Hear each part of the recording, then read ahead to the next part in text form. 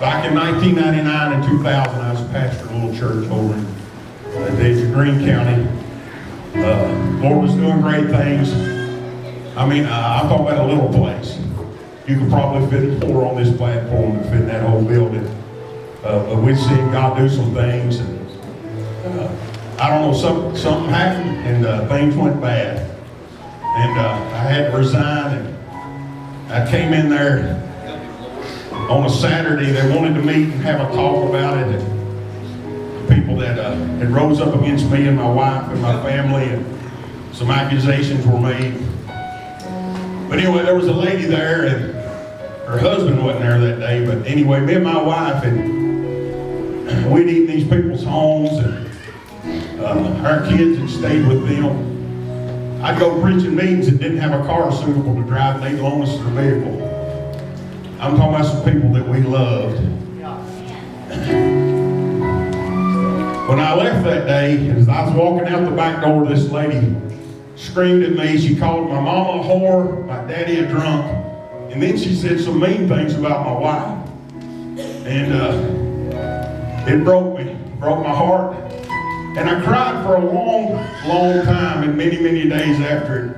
And then I was just so confused, and I can remember getting in a bad way and telling God, I said, God, if I'm a preacher, there's no way a preacher can have something this bad turn out in his life. And I remember I found myself one Sunday morning not at the house of God. And then Wednesday night came around, and I found myself not at the house of God. And probably several weeks or maybe even months, just spotty attendance. And I got in a bad way. I almost lost my home, lost my kids, and all these things. But I can remember crawling back up to him and telling him how sorry I was. And I'll tell you what I did. When I felt like I got right, I didn't shout, I didn't run the aisles.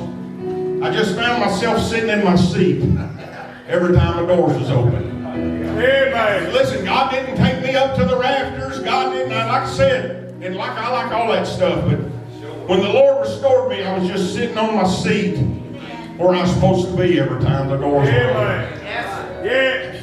And I remember one day I was driving to Corbin, and the words of this song, the Lord just flooded my mind and my heart with them.